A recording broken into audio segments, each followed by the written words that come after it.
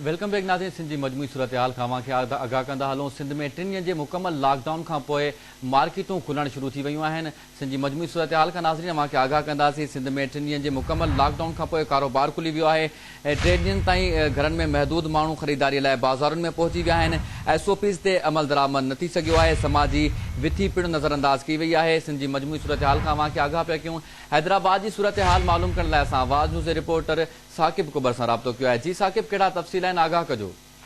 जी बिल्कुल, मां खे ॿुधाईंदो हलां सिंध हुकूमत जे तरफ़ां 3 ॾींहनि वारे मुकमल लॉकडाउन खां पोइ अॼु जेको आहे हिकु दफ़ो ॿीहर जेके मार्केटूं जेके उहे खुली वयूं आहिनि। हैदराबाद जी जेके अहम मार्केटूं आहिनि, रेशम बाज़ार आहे, सदर वारो इलाइक़ो ऐं लतीफ़ाबाद जी जेका बाज़ार आहे उहा जेका मुकमल तौर ते खुली वई आहे। अवाम जेको आहे वॾी तादाद में जेको आहे ईद जी ख़रीदारी लाइ जेको बाज़ारुनि जो रुख कयो आहे। पर हुकूमत जे तरफ़ां जेके उन्हनि ताजिर बिरादरी खे जेके SOPs ते अमल दरामद लाइ हिदायतूं ॾिनियूं वयूं उहे असांखे किथे बि नज़र न आयूं ऐं अवाम खे जेको मास्क जेको आहे उहो पातल जेको आहे तमामु घटि नज़र असांखे आयो, जंहिंजे करे जेको आहे हुकूमत जो चवणो त जेको दुकानदार जेके SOPs ते अमल दरामद न कंदा त उन्हनि जी दुकान जेके आहिनि उहे सील कया वेंदा। इन खां अलावा तव्हां ॿुधाईंदो हैदराबाद में जेको ज़िले इंतिज़ामिया जी तरफ़ां या पुलिस असांखे किथे बि जेको आहे हुन ते अमल दरामद कराईंदे जेको असांखे नज़र न पई अचे।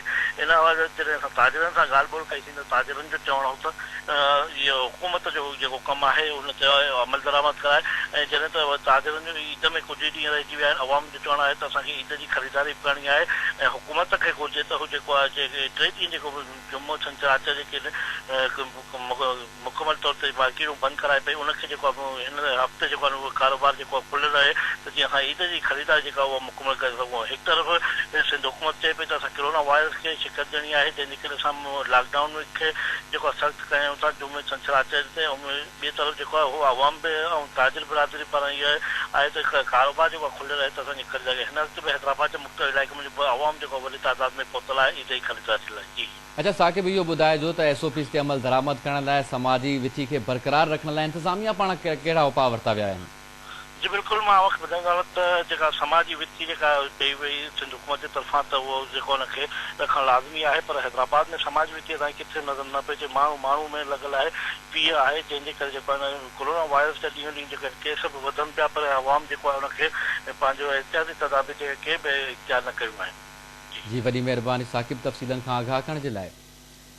नाज़रीन, सिंध जी मजमूई सूरत हाल खां के आगाह पिया कयूं। सिंध में 3 ॾींहनि जे मुकमल लॉकडाउन खां पोइ कारोबार खुली वियो आहे। 3 ॾींहनि ताईं घरनि में महदूद माण्हू ख़रीदारी लाइ बाज़ारुनि में पहुची विया आहिनि।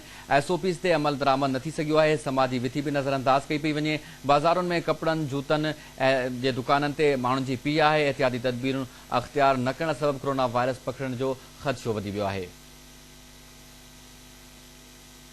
ताज़ा तरीन सूरत हाल कंदासीं त के आगाह पिया कयूं। सिंध में 3 ॾींहनि जे मुकमल लॉकडाउन खां पोइ कारोबार ॿीहर खुली वियो आहे। 3 ॾींहं ताईं घरनि में महदूद माण्हू ख़रीदारी लाइ बाज़ारुनि में पहुची विया आहिनि। SOPs ते अमल न थी सघियो आहे। समाजी विथी बि नज़रअंदाज कई वई आहे।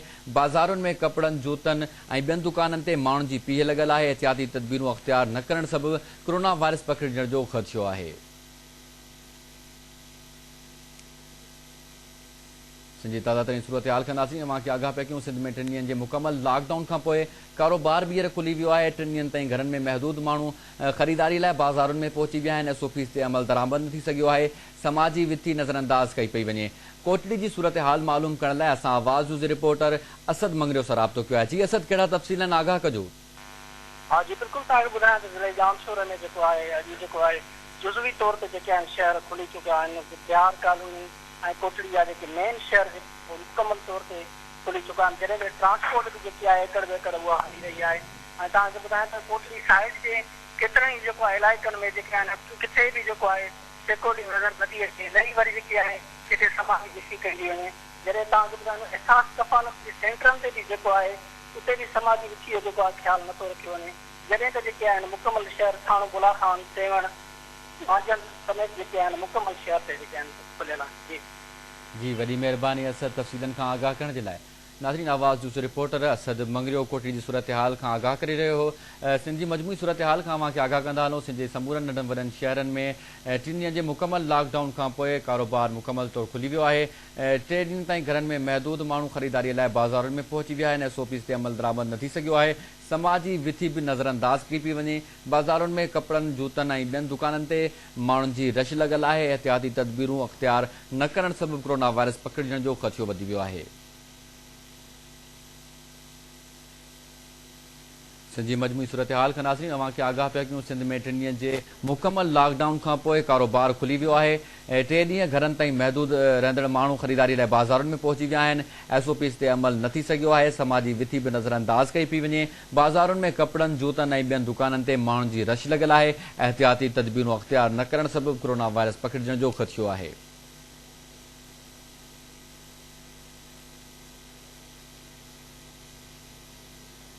सिंध में 3 ॾींहंनि जे मुकमल लॉकडाउन खां पोइ कारोबार खुली वियो आहे। 3 ॾींहंनि ताईं घरनि में महदूद माण्हू ख़रीदारीअ लाइ बाज़ारुनि में पहुची विया आहिनि। SOPs ते अमल न थी सघियो आहे। समाजी विथी बि नज़रअंदाज़ कई पई वञे। बाज़ारुनि में कपिड़नि जूतनि ऐं ॿियनि दुकाननि ते माण्हुनि जी पीउ लॻल आहे। एहतियाती तदबीरूं अख़्तियार न करण सबबि वायरस पकड़जण जो ख़दशो वधी वियो आहे। सिंध जी मजमूई सूरत हाल खां नाज़रीन अव्हांखे आगाह पिया कयूं। सिंध में 3 ॾींहंनि जे मुकमल लॉकडाउन खां पोइ कारोबार खुली वियो आहे। 3 ॾींहंनि ताईं घरनि में महदूद माण्हू ख़रीदारीअ लाइ बाज़ारुनि में पहुची विया आहिनि। SOPs ते अमल न थी सघियो आहे।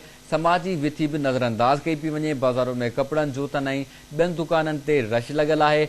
एहतियाती तदबीरूं अख़्तियार न करण सबबि कोरोना वायरस पकड़जण जो ख़दशो आहे।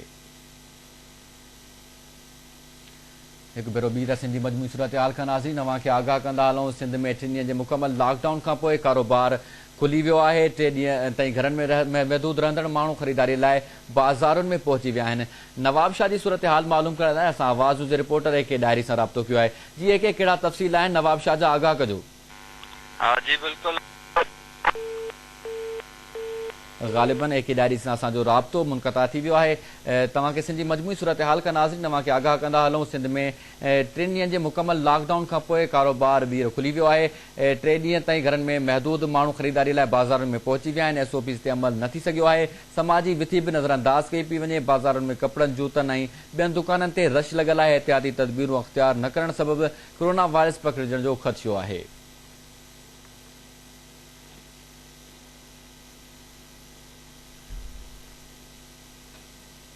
सिंध जी मजमूई सूरत हाल खां नाज़रीन अव्हांखे आगाह कंदा हलूं।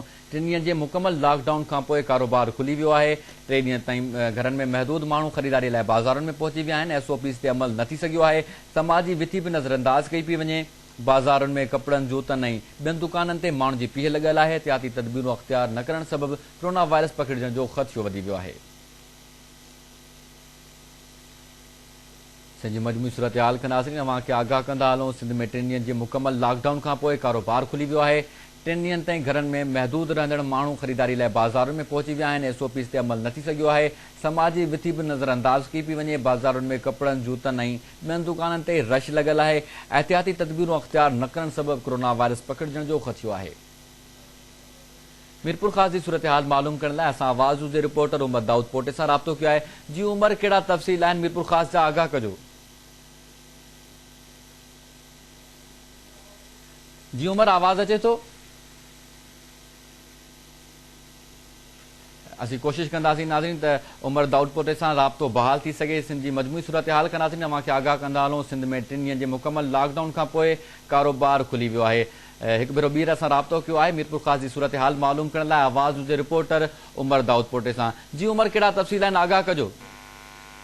हा, मीरपुर ख़ास में जेको लॉकडाउन खां पोइ जेको आहे से मीरपुर ख़ास शहर जेको आहे मुकमल खुली वियो आहे। जंहिंमें वॾी मार्केटूं, नंढियूं मार्केटूं, उन सां रोड रस्ते ते जेके ठेला बि चलनि, सब्जी ऐं फ्रूट जा जेके बि ठेला आहिनि उहे खुली आहिनि। ऐं माण्हुनि जो जेको संत थी पियो आहे मीरपुर ख़ास शहर में, ऐं ख़ासि करे जेके कपिड़े जा दुकान, जुती जा दुकान ऐं जेके खाधे पीते जी जेके दुकानूं आहिनि उन्हनि ते ख़रीदारी जो जेको सिलसिलो जारी आहे। जॾहिं त फ्रूट ऐं ॿियो जेके शयूं आहिनि ऐं जंहिंमें मिठाई जा दुकान आहिनि उन्हनि माण्हुनि जो माना तमामु वधीक जेकी रश आहे ईअं लॻे त ॿियो त जॾहिं ईद जी राति अॼु हुजे। ऐं होॾां मीरपुर ख़ास में गर्मी बि जेकी पेट आहे उनजी बि तमामु जेकी वधीक उन खां ख़ासि बि माण्हू जेके आहिनि गर्मी खे न ॾिसंदे बि ऐं मीरपुर ख़ास शहर जो जेको रुख कयो आहे उते ख़रीदारी जो जेको सिलसिलो जारी आहे। जी, वॾी महिरबानी उमर तफ़सीलनि खां आगाह करण जे लाइ। नाज़रीन, सिंध में 3 ॾींहनि जे मुकमल लॉकडाउन खां पोइ कारोबार खुली वियो आहे। 3 ॾींहं ताईं घरनि में महदूद माण्हू ख़रीदारी लाइ बाज़ारुनि में पहुची विया आहिनि। SOPs ते अमल न थी सघियो आहे। समाजी विथी बि नज़रअंदाज़ कई पई वञे। बाज़ारुनि में कपड़नि जूतनि ऐं ॿियनि दुकाननि ते माण्हुनि जी पीह लॻल आहे। एहतियाती तदबीरूं अख़्तियार न करण सबबि कोरोना वायरस पकड़जण जो ख़दशो आहे। सिंध जी मजमूई सूरत हाल खां नाज़रीन अवांखे आगाह कंदा हलूं। सिंध में 3 ॾींहनि जे मुकमल लॉकडाउन खां पोइ कारोबार खुली वियो आहे। 3 ॾींहनि ताईं घरनि में महदूद माण्हू ख़रीदारी लाइ बाज़ारुनि में पहुची विया आहिनि। हिकु भेरो ॿीहर आवाज़ जो रिपोर्टर AK डायरी असां टेलीफोन लाइन ते मौजूदु आहे। जी AK, नवाब शाह जा कहिड़ा तफ़सील आहिनि, आगाह कजो।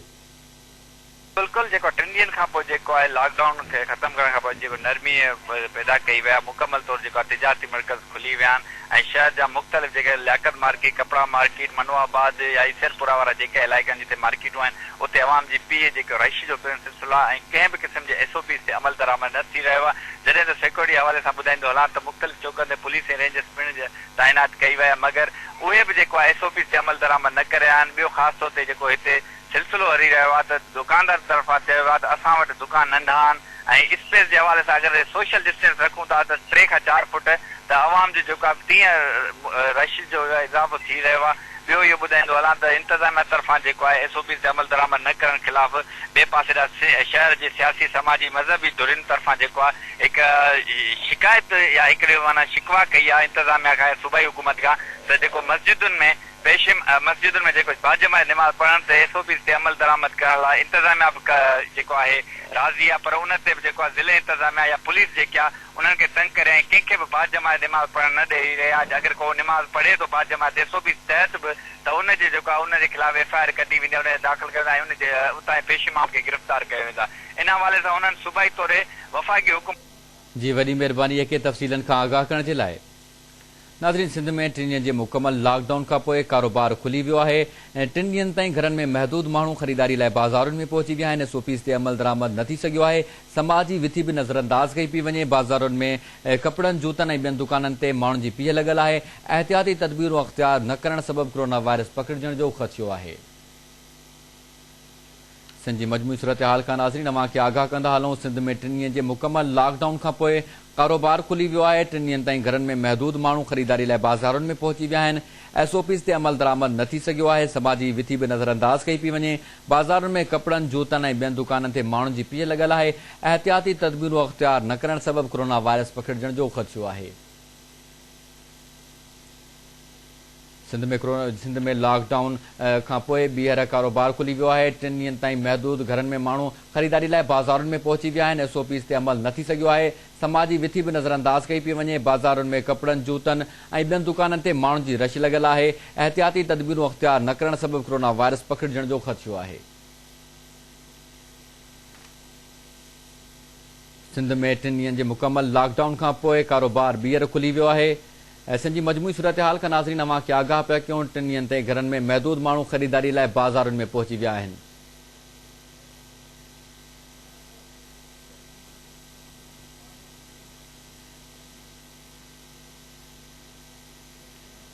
नौशर फिरोज़ जी सूरत हाल मालूम करण लाइ असां आवाज़ जे रिपोर्टर ज़ाहिद क़ाइम खानी सां राब्तो कयो आहे। जी ज़ाहिद, कहिड़ा तफ़सील आहिनि, आगाह कजो।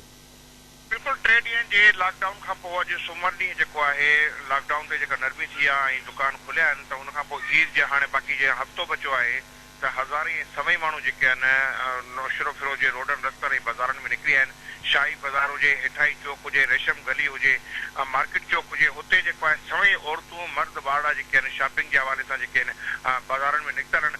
इंतज़ामिया पारां जेको आहे समाजी विथी या ऑफिस ते जेको अमल कराइण वारो जेको आहे को बि कहिड़ो अमली किरदारु नज़र न पियो अचे। केतिरा ई माण्हू जेके आहिनि मुख़्तलिफ़ दुकाननि ते जेके आहिनि ख़रीदारी करण नज़र अची आया आहिनि। ख़ासि तौर ते जेका रश आहे कपिड़े ऐं जूतनि जी दुकाननि ते आहे, दर्को दुकाननि ते जेको रश आहे ऐं हिन वक़्तु पाबंदी जेके दुकानूं तमामु दुकानूं जेके आहिनि मुकमल खुलियल आहिनि।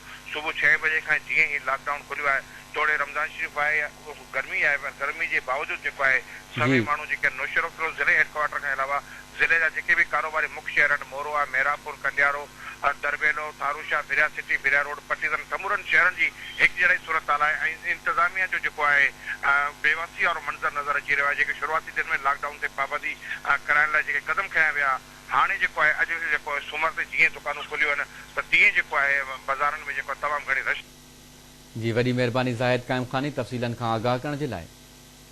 नाज़रीन, सिंध में 3 ॾींहनि जे मुकमल लॉकडाउन खां पोइ कारोबार ॿीहर खुली वियो आहे। 3 ॾींहनि ताईं घरनि में महदूद माण्हू ख़रीदारीअ लाइ बाज़ारुनि में पहुची विया आहिनि। SOPs ते अमल दरामद न थी सघियो आहे। समाजी विथी बि नज़रअंदाज़ कई पई वञे। बाज़ारुनि में कपिड़नि, जूतनि ऐं ॿियनि दुकाननि ते माण्हुनि जी रश आहे। एहतियाती तदबीरूं अख़्तियार न करण सबबि कोरोना वायरस पकिड़जण जो ख़दशो आहे। सिंध जी मजमूई सूरत हाल खां नाज़रीन अवां खे आगाह पिया कयूं। सिंध में 3 ॾींहनि जे मुकमल लॉकडाउन खां पोइ कारोबार ॿीहर खुली वियो आहे। 3 ॾींहनि ताईं घरनि में महदूद माण्हू ख़रीदारी लाइ बाज़ारुनि में पहुची विया आहिनि। टंडो अलायार जी सूरत हाल मालूम करण लाइ असां आवाज़ जे रिपोर्टर ग़ुलाम रसूल नोड़ियो सां राब्तो कयो आहे। जी ग़ुलाम रसूल, कहिड़ा तफ़सील आहिनि, आगाह कजो। जी ग़ुलाम रसूल। हेलो जी ग़ुलाम रसूल। जी जी बिल्कुल टंडे अलायार में जेको आहे मुख़्तसर लॉकडाउन खां पोइ जेको आहे टंडे अलायार ज़िले में जेको मुख़्तलिफ़ बाज़ारूं जेको आहे शाही बाज़ार आहे या संजय टांग, उस्मान चौड़ी ऐं नसरपुर जेको बाज़ारूं आहिनि उहो खुलणु शुरू थी वियूं आहिनि। ऐं बाज़ारूं खुलण करे जेको आहे दुकानदार ऐं जेकी केतिरे अरसे खां जेकी बेरोज़गार जेकी वेठा रोज़ दिहाड़ी ते कमु करण वारा जेकी मुलाज़िम आहे उन में ख़ुशी लहर छाइजी वई आहे। ऐं जे सुप्रीम कोर्ट जे हुकुम खां पोइ जेकी आहे बाज़ारूं जेको आहे खुलणु शुरू थी वियूं आहिनि। उन करे जेकी माण्हुनि जी जेको अच वञु आहे शहर में ख़रीदारी लाइ उहो बि जेको आहे ख़रीदारी करे रहिया आहिनि। ऐं तव्हांखे ॿुधाईंदो हलां त बाज़ारूं त खुली वियूं आहिनि पर शहर में जेको महांगाई आहे जेको उन्हनि जेके मुंहुं कढियो आहे ऐं जेकी दुकानदार जेकी आहिनि उहे ॿीणे अघ ते जेकी आहिनि पंहिंजो मुल ॾेई रहिया आहिनि। जेकी ख़रीदारी आहिनि उनखे ॾेई रहिया उनखे जेकी पीछल जेकी ग़रीब तबिको आहे जेको मुसलसल लॉकडाउन जे करे अॻु में ई परेशान हुयो। जी वॾी महिरबानी ग़ुलाम रसूल तफ़सीलनि खां आगाह करण जे लाइ। नाज़रीन, सिंध में 3 ॾींहनि जे मुकमल लॉकडाउन खां पोइ कारोबार ॿीहर खुली वियो आहे। 3 ॾींहनि ताईं घरनि में महदूद माण्हू ख़रीदारी लाइ बाज़ारुनि में पहुची विया आहिनि। SOPs ते अमल न थी सघियो आहे। समाजी विथी बि नज़रअंदाज़ कई पई वञे। बाज़ारुनि में कपिड़नि, जूतनि ऐं ॿियनि दुकाननि ते माण्हुनि जी रश आहे। एहतियाती तदबीरूं अख़्तियार न करण सबबि कोरोना वायरस पकिड़जण जो ख़दशो आहे। सिंध जी मजमूई सूरत हाल खां नाज़रीन अवां खे आगाह कंदा हलूं। सिंध में 3 ॾींहनि जे मुकमल लॉकडाउन खां पोइ कारोबार खुली वियो आहे। 3 ॾींहनि ताईं घरनि में महदूद माण्हू ख़रीदारीअ लाइ बाज़ारुनि में पहुची विया आहिनि। SOPs ते अमल न थी सघियो आहे। समाजी विथी बि नज़रअंदाज़ कई पई वञे। बाज़ारुनि में कपिड़नि, जूतनि ऐं ॿियनि दुकाननि ते रश लॻल आहे। एहतियाती तदबीरूं अख़्तियार न करण सबबि कोरोना वायरस पकिड़जण जो ख़दशो आहे।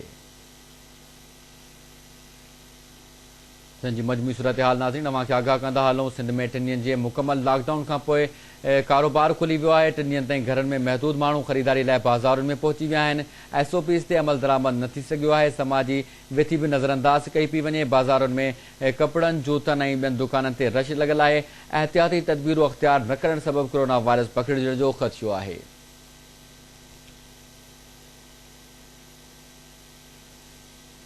सिंध में 3 ॾींहनि जे मुकमल लॉकडाउन खां पोइ कारोबार ॿीहर खुली वियो आहे। 3 ॾींहनि ताईं घरनि में महदूद माण्हू ख़रीदारी लाइ बाज़ारुनि में पहुची विया आहिनि। SOPs ते अमल दरामद न थी सघियो आहे। समाजी विथी बि नज़रअंदाज़ कई पई वञे।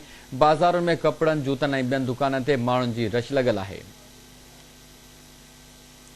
बदीन जी सूरत हाल मालूम करण लाइ असां आवाज़ जे रिपोर्टर यूनस बकारी सां राब्तो कयो आहे। जी यूनस, कहिड़ा तफ़सील आहिनि, आगाह कजो। जी लॉकडाउन ख़त्म थियण खां पोइ अॼु सूमर जे ॾींहुं बदीन शहर ऐं बदीन जे तमामु नंढनि वॾनि शहरनि जूं बाज़ारूं खोली वयूं आहिनि। ऐं बदीन शहर में जेका रिवायती ख़रीदारी जा जेके मर्कज़ आहिनि शहबाज़ रोड, कायद आज़म रोड, शाही बाज़ार ऐं तमामु नंढियूं वॾियूं बाज़ारूं खुली चुकियूं आहिनि जिते ख़रीदारनि जी वॾी रश मौजूदु आहे। जी वॾी महिरबानी यूनस तफ़सीलनि खां आगाह करण जे लाइ। नाज़रीन, सिंध जे मुकमल शहरनि में नंढनि वॾनि शहरनि में 3 ॾींहनि जे मुकमल लॉकडाउन खां पोइ कारोबार खुली वियो आहे। 3 ॾींहनि ताईं घरनि में महदूद माण्हू ख़रीदारी लाइ बाज़ारुनि में पहुची विया आहिनि। SOPs ते अमल न थी सघियो आहे। समाजी विथी बि नज़रअंदाज़ कई पई वञे। बाज़ारुनि में कपिड़नि, जूतनि ऐं ॿियनि दुकाननि ते माण्हुनि जी रश लॻल आहे। एहतियाती तदबीरूं अख़्तियार न करण सबबि कोरोना वायरस पकिड़जण जो ख़दशो आहे।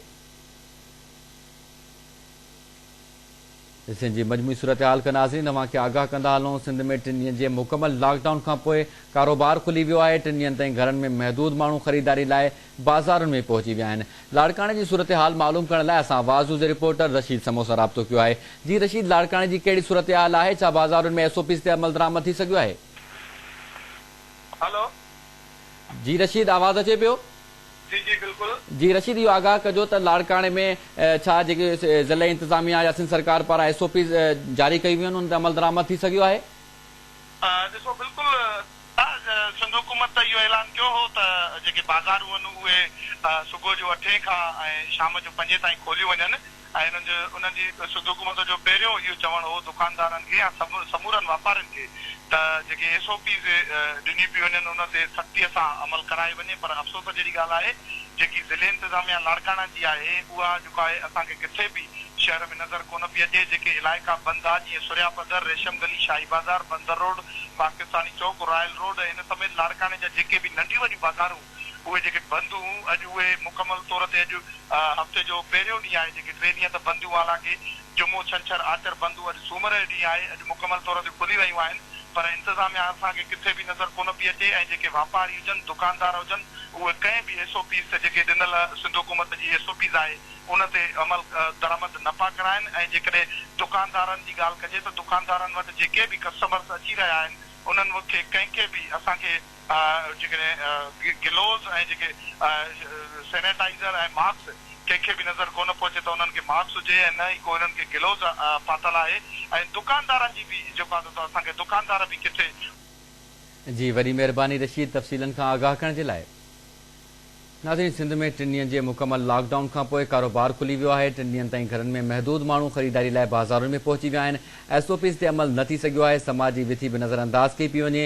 बाज़ारुनि में कपिड़नि, जूतनि ऐं ॿियनि दुकाननि ते माण्हुनि जी रश लॻल आहे। एहतियाती तदबीरूं अख़्तियार न करण सबबि कोरोना वायरस पकड़जण जो ख़दशो आहे।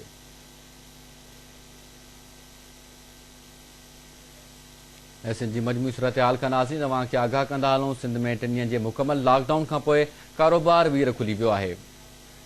सखर जी सूरत हाल मालूम करण लाइ असां आवाज़ न्यूज़ जे रिपोर्टर शाहिद चने सां राब्तो कयो आहे। जी शाहिद, कहिड़ा तफ़सील आहिनि, आगाह कजो। बिल्कुलु 3 ॾींहनि जे सख़्त लॉकडाउन खां पोइ अॼु सूमर जे ॾियारे कारोबारी मर्कज़ सखर जा खुली विया आहिनि ऐं मुकमल तौर ते जेके बाज़ारूं आहिनि उहे खुली वियूं आहिनि। ऐं माण्हू जेके आहिनि 3 ॾींहनि जेके घर में रहण बाद उहे बाज़ारनि जो रुख करे वरितो आहे। माण्हू ईद जी ख़रीदारी करण लाइ बाज़ारनि में पहुची विया आहिनि। कपिड़ा, जूता ऐं ॿियूं सामान जेको आहे उहो ख़रीद करे रहिया आहिनि। जॾहिं त मार्केटनि जे अंदरि, बाज़ारुनि जे अंदरि सवनि जी तादाद में माण्हू जेको वॾो अंग मौजूदु आहे, औरतूं मर्द उन में शामिल आहिनि। जॾहिं त माण्हू जेके आहिनि उहे एहतियाती जेके तदाबीर ते अमल न पिया कनि, जॾहिं त समाजी फ़ासिलो रखिणो हुयो उन ते बि को बि अमल दरामद न पियो थिए ऐं मास्क बि कोन पिया पाइनि। सभिनि SOP जेको सिंध सरकार तरफ़ां जेके तय कयूं वयूं उन ते नज़रअंदाज़ कयो पियो वञे। सिंध सरकार तरफ़ां मां तव्हांखे ॿुधायां त SOP जे तहत मार्केटूं खोलण वारे ऐलान खां पोइ जेके शहरनि में जेके माण्हू आहिनि उहे उन ते को बि अमल दरामद न पिया कनि। ज़िले इंतिज़ामिया हुजे, थोरी पुलिस हुजे, सखर पुलिस मुकमल तौर ते नाकाम थी चुकी आहे। माण्हू समाजी विथीअ बिना दुकाननि तां ईद जी ख़रीदारी करे रहिया आहिनि। माण्हुनि खे मुंहं ते मास्क बि कोन्हे को ऐं जॾहिं त हथनि ते या उन्हनि खे हिफ़ाज़त जे लाइ सैनिटाइज़र जो इस्तेमालु करणो उहो बि कोन पिया कनि, जंहिं करे। जी वॾी महिरबानी शाहिद तफ़सीलनि खां आगाह करण जे लाइ। नाज़रीन, सिंध जे समूरनि नंढनि वॾनि शहरनि में 3 ॾींहनि जे मुकमल लॉकडाउन खां पोइ कारोबार खुली वियो आहे। 3 ॾींहनि ताईं घरनि में महदूद माण्हू ख़रीदारी लाइ बाज़ारुनि में पहुची विया आहिनि। SOP ते अमल दरामद न थी सघियो आहे। समाजी विथी बि नज़रअंदाज़ कई पई वञे। बाज़ारुनि में कपिड़नि, जूतनि ऐं ॿियनि दुकाननि ते रश लॻल आहे। एहतियाती तदबीरूं अख़्तियार करण सबबि न करण सबबि कोरोना वायरस पकड़जण जो ख़दशो आहे।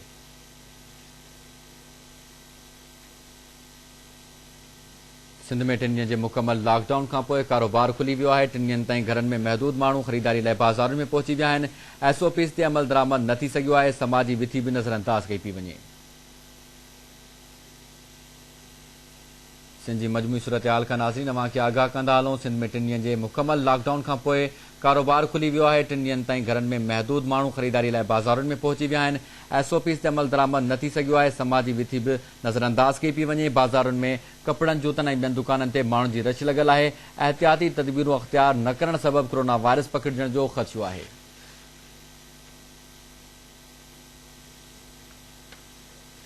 सिंध जी मजमूई सूरत हाल खां तव्हांखे आगाह कंदा हलूं। नाज़रीन, सिंध में 3 ॾींहनि जे मुकमल लॉकडाउन खां पोइ कारोबार ॿीहर खुली वियो आहे। 3 ॾींहनि ताईं घरनि में महदूद माण्हू ख़रीदारीअ लाइ बाज़ारुनि में पहुची विया आहिनि। SOP ते अमल दरामद न थी सघियो आहे। समाजी विथी बि नज़रअंदाज़ कई पई वञे। कंदकोट की सूरत हाल मालूम करण लाइ असां आवाज़ न्यूज़ रिपोर्टर पीरबख्श बलोच सां राब्तो कयो। जी पीरबख्श, कहिड़ा तफ़सील आहिनि, आगाह कजो। जी, कंदकोट में 3 ॾींहं मुकमल लॉकडाउन बाद अॼु सूमर जे ॾींहुं बाज़ारूं खुलण बाद ईद जे ख़रीदारी जे लाइ कंदकोट शहरवासी कंदकोट शहर समेत ज़िले जे मुख़्तलिफ़ इलाइक़नि जा जेके माण्हू आहिनि उन्हनि ज़िले हेडक्वार्टर कंदकोट में रुख़ कयो आहे ऐं शहर में वॾे तादाद में जेको आहे माण्हुनि जो रश लॻो पियो आहे ऐं ईद जे ख़रीदारी जे लाइ कपिड़े समेत ऐं आम महापे जेको शयूं आहिनि ईद ख़रीदारी लाइ उन्हनि जे लाइ वॾे अंग में जेको आहे माण्हू हिते मौजूदु आहिनि ऐं ज़िले इंतज़ामिया तरफ़ां जेको ज़िले इंतज़ामिया तरफ़ां माण्हुनि खे रोकथाम जे लाइ ॿियो कंहिं बि क़िस्म जो को बि उपाउ वरितो आहे न वरी जेको आहे त जेके परहेज़ जा सिंध हुकूमत तरफ़ां को जारी कया विया उन तहत बि को बि क़िस्म जो को इंतज़ामिया पारां उहो कमु न कयो वियो आहे। हिन वक़्तु जेको कंदकोट शहर समेत कशमोर, बख्शापुर, बडाणी, करमपुर, रोज़पुर शहर समेत ज़िले जे मुख़्तलिफ़ शहरनि में वॾे तादाद में माण्हू जेको आहे ईद जी ख़रीदारी मसरूफ़ आहिनि। जी वॾी महिरबानी पीरबख्श तफ़सीलनि खां आगाह करण जे लाइ।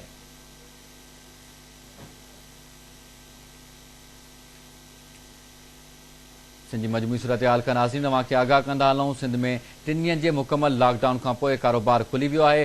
3 ॾींहनि ताईं घरनि में महदूद माण्हू ख़रीदारी लाइ बाज़ारुनि में पहुची विया आहिनि। SOPs ते अमल न थी सघियो आहे। समाजी विथी बि नज़रअंदाज़ कई पई वञे। सिंध में 3 ॾींहनि जे मुकमल लॉकडाउन खां पोइ कारोबार खुली वियो आहे। 3 ॾींहनि ताईं घरनि में महदूद माण्हू ख़रीदारी लाइ बाज़ारुनि में पहुची विया आहिनि। SOPs ते अमल न थी सघियो आहे। समाजी विथी बि नज़रअंदाज़ कई पई वञे। बाज़ारुनि में कपिड़नि, जूतनि ऐं ॿियनि दुकाननि ते रश लॻियल आहे। एहतियाती तदबीरूं अख़्तियार न करण सबबि कोरोना वायरस पकड़जण जो ख़दशो आहे। सिंध जी मजमूई सूरत हाल खां नाज़रीन तव्हांखे आगाह कंदा हलूं। सिंध में 3 ॾींहनि जे मुकमल लॉकडाउन खां पोइ कारोबार खुली वियो आहे। 3 ॾींहनि ताईं घरनि में महदूद माण्हू ख़रीदारी लाइ बाज़ारुनि में पहुची विया आहिनि। SOPs ते अमल दरामद न थी सघियो आहे। समाजी विथी बि नज़रअंदाज़ कई पई वञे। सांगड़ जी सूरत हाल मालूम करण लाइ असां आवाज़ न्यूज़ रिपोर्टर एडी कुंबर सां राब्तो कयो आहे। जी एडी, कहिड़ा तफ़सील आहिनि सांगड़ जा, आगाह कजो। जी एडी।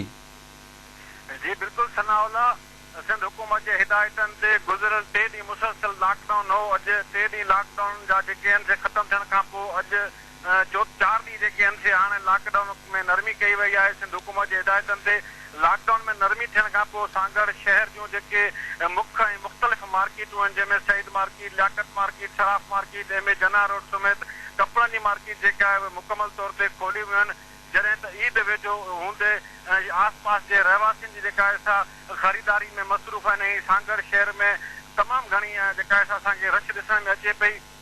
सिंध हुकूमत तरफ़ां जेके SOPs जारी कया विया हुआ दुकानदारनि खे हुन ते अमल करण जे लाइ हिदायतूं कयूं वियूं, मगर SHO सांगड़ रशीद अहमद चानियो पुलिस दफ़तरी सां असांखे मुख़्तलिफ़ जॻहियुनि ते दुकाननि ते दुकानदारनि खे मिनसूं कंदे नज़र आयो त ॾिनल हुकूमत जी जेके SOPs आहे उन ते अमल कयो वञे। किथे असांखे अमल थींदे नज़र आयो त किथे अमल थींदे नज़र न आयो। आवाम जी पीउ सबबि जेको आहे सो कोरोना वायरस जेका फैलजण जा ख़दशा पिणु ज़ाहिर थी रहिया आहिनि।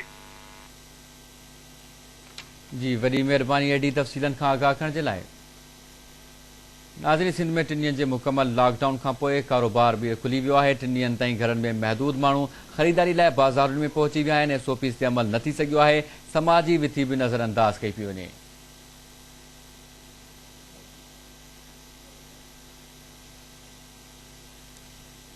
सिंध जी मजमूई सूरत हाल खां नाज़रीन तव्हांखे आगाह कंदा हलूं। सिंध में 3 ॾींहनि जे मुकमल लॉकडाउन खां पोइ कारोबार खुली वियो आहे। 3 ॾींहनि ताईं घरनि में महदूद माण्हू ख़रीदारी लाइ बाज़ारुनि में पहुची विया आहिनि।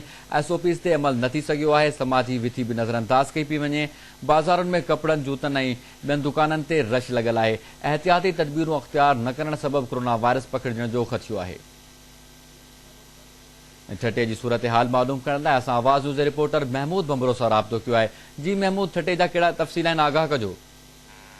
जी बिल्कुल 3 ॾींहं जेको सिंध हुकूमत तरफ़ां ऐलान कयो वियो जुमू छंछरु ऐं आचार वारो जेको लॉकडाउन हो उन खां पोयां ठटू शहर जेको आहे हिन वक़्तु मुकमल तौर ते खुलियल आहे। बाज़ार में जेका आहे उहा वॾी रश नज़र अची रही आहे ऐं कारोबारी जेके मर्कज़ आहिनि ऐं उहे बि तक़रीबन खुलियल नज़र था अचनि ऐं माण्हुनि जी जेका रश आहे उहा बाज़ार में तमामु घणी नज़र अची रही आहे। SOPs जो जेको हुकूमत तरफ़ां ऐलान कयो वियो हो त कारोबार खुलण खां पोयां SOPs ते जेको आहे दुकानदार जेके बि आहिनि उहे अमल कंदा, उहो किथे बि नज़र नथो अचे। कंहिं बि क़िस्म जो सिर्फ़ु दुकाननि ते जेका आहे उहा रश नज़र अची रही आहे। उन सां गॾोगॾु माण्हू जेके आहिनि उहे वॾी तादाद में जेके आहिनि अची रहिया आहिनि। ट्रैफिक जो जेको आहे माण्हुनि जे लाइ मसइलो आहे छो त ट्रैफिक जेका आहे ऐं पब्लिक ट्रांसपोर्ट जेका आहे उहा घटि हले थी, जंहिंजे करे माण्हुनि खे परेशानी खे मुंहुं ॾियणो पए पियो।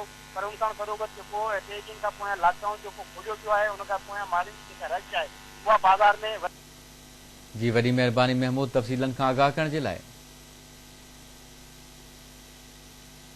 नाज़रीन, सिंध जी मजमूई सूरत हाल खां अव्हांखे आगाह कंदा हलूं। सिंध में 3 ॾींहनि जे मुकमल लॉकडाउन खां पोइ कारोबार खुली वियो आहे। 3 ॾींहनि ताईं घरनि में महदूद माण्हू ख़रीदारी लाइ बाज़ारुनि में पहुची विया आहिनि। SOPs ते अमल न थी सघियो आहे। समाजी विथी बि नज़रअंदाज़ कई पई वञे। बाज़ारुनि में कपिड़नि, जूतनि ऐं ॿियनि दुकाननि ते माण्हुनि जी पीह लॻल आहे। एहतियाती तदबीरूं अख़्तियार न करण सबबि कोरोना वायरस पखिड़िजण जो ख़दशो आहे। सिंध जी मजमूई सूरत हाल खां नाज़रीन अव्हांखे आगाह कंदा हलूं। सिंध में 3 ॾींहनि जे मुकमल लॉकडाउन खां पोइ कारोबार खुली वियो आहे। 3 ॾींहनि ताईं घरनि में महदूद माण्हू ख़रीदारी लाइ बाज़ारुनि में पहुची विया आहिनि। SOPs ते अमल न थी सघियो आहे। समाजी विथी बि नज़रअंदाज़ कई पई वञे।